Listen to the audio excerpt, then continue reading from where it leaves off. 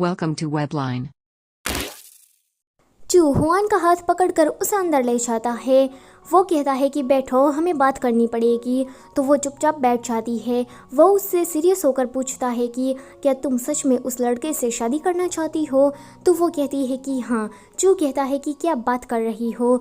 मैं यकीन से कह सकता हूँ कि फ्यूचर में वो तुम्हें सपोर्ट नहीं करेगा। हुआन उसे कहती है कि अच्छा तो तुम इस वजह से परेशान हो, पर देखो अब मैं बड़ी हो गई हूँ एंड मैं अच्छी तरीके से जानती हूँ कि मुझे क्या करना चाहिए, क्योंकि मैं जिस लड़के से प्यार करती हूँ मैं उससे शादी नहीं कर सकती। तो जो लड़का मुझे पसंद करता है उससे तो शादी मैं कर ही सकती हूँ।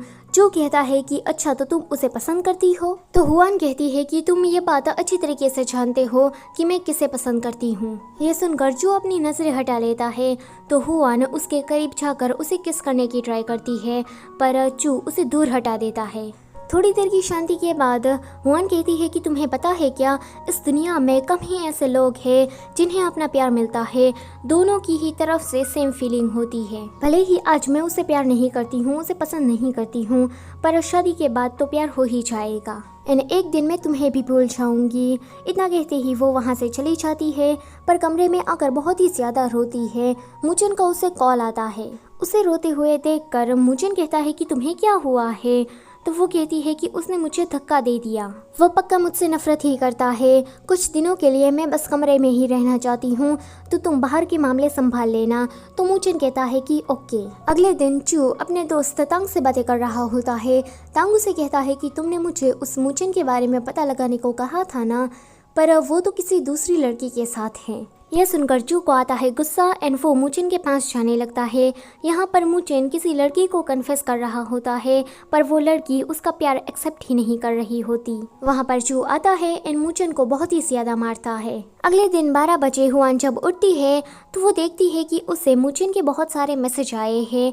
वो उसे कॉल करके पूछती है कि तुम्हें क्या हुआ है? तो वो चिल्लाकर कहता है कि मैं अभी मरा नहीं हूँ। वो बेचारा तो दर्द के मारे रोने लगता है। तो हुआन कहती है कि वहीं पर ही रुकना, मैं आ रही हूँ तुम्हें देखने के लिए। फिर वो हॉस्पिटल आ जाती है। वो उसे कहती है कि क्या तुम ठीक हो? तो वो कहता है कि क्या मैं तुम्हें ठीक दिख रहा हूँ? वो कहती है कि सॉरी, ये मेरी गलती है। तो मुचेन कहता है कि मैं तुम्हारा सॉरी एक्सेप्ट करता हूँ, पर उसके बदले में तुम्हें मुझे 80 बार खाना खिलाना होगा। तो वो कहती है कि ठीक है। अचानक से ही मुचेन दुखी हो जाता है। वो कहता है कि उस लड़की ने मुझे फिर से रिजेक्ट कर दिया। हुआन कहती है कि हम दोनों तो कितने सेम है। तो मुचेन कहता है कि नहीं नहीं, तुम्हारे पास तो तुम्हारा चू है, मेरे पास तो मेरी गॉडिस नहीं है। तो वो कहती है कि अब से वो मेरे पास नहीं है, कल रात सब कुछ खत्म हो गया, पर अब भूल जाओ इसे, अब मैं और इसे ज्यादा कंटिन्यू नहीं करना चाहती। तो मुचेन कहता है कि सैड मत हो, मैं हूँ ना तुम्हारे पास। ये दोनों ही गले लगे हुए होते हैं। वहाँ पर चू आ जाता है। वो हुआन को उससे दूर करके कहता है कि उसके साथ मत रहो। तो हुआन उसका हाथ चटक कर कहती है कि तुम मुझसे बात मत करो। तो चू कहता है कि हुआन तुम समझ नहीं रही हो, यह जो तुम्हारा बॉयफ्रेंड है मुचेन आज किसी दूसरी लड़की को कन्फेस कर रहा था। तो वो कहती है कि अच्छा ऐसी बात है, पर फिर भी तुम्हें उसे नहीं मारना चाहिए था। चू कहता है कि वो डिजर्व करता है, उसने तुमसे शादी करने का वादा किया, पर फिर आज वो दूसरी लड़की के साथ कन्फेस कर रहा था। ये क्या बात हुई? हुआन कहती है कि माना कि उसने गलती की है, पर फिर भी तुम्हें उसे नहीं मारना चाहिए था। तुम्हारा कोई भी हक नहीं बनता उसे मारने का, वो चाहे क्यों ना मुझे चीट ही करे। एंड मैं तुम्हें बता दूं कि मेरे पास ऐसी कोई भी चीज़ नहीं है कि मैं चीट हो सकूं। जो उसे कहता है कि छोटी लड़की तुम समझ नहीं रही हो। वो उसका हाथ पकड़कर उसे बाहर ले जाने लगता है। तो हुआन उसका हाथ झटक कर कहती है कि छोड़ो मेरा हाथ, और मैं कोई छोटी बच्ची नहीं हूँ, मैं अपनी केयर खुद कर सकती हूँ, और तुम ना मेरी केयर मत करो। मुझे इस तरह से ट्रीट मत करो जैसे कि मैं कोई राजकुमारी हूँ, वरना मैं कंफ्यूज हो जाऊँगी। जिस तरह से तुम मुझे ट्रीट करते हो, तुम मेरी केयर करते हो, ये मेरे लिए एक जहर समान है। तो वो कहता है कि जहर?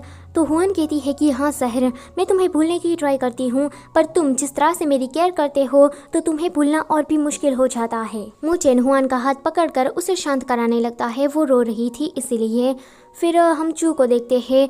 वो बाहर आकर उसे रोते हुए सुनता है, पर फिर वो पास्ट की बात याद करने लगता है जहाँ पर हुआन की दादी माँ मर चुकी थी एंड दूर से उसे चू देख रहा था। आंटी आकर उसे कहती है कि वो छोटी बच्ची अब अनाथ हो गई है, उसके पेरेंट्स अब नहीं रहे हैं।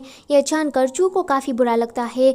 वो उसे अपने घर पर लाता है एंड अंकल आंटी उसे अडॉप्ट कर लेते हैं। जो ये सारी बातें सोचकर बहुत ही ज़्यादा इमोशनल हो जाता है। आज उसका काम में मन लग ही नहीं रहा था, पर फिर हुआन को उसे मैसेज आता है कि वो शंघाई जा रही है मुचेन के साथ। ये जानकर वो उसे कॉल करने की ट्राई करता है, पर हुआन ने तो अपना फ़ोन शट डाउन कर दिया था।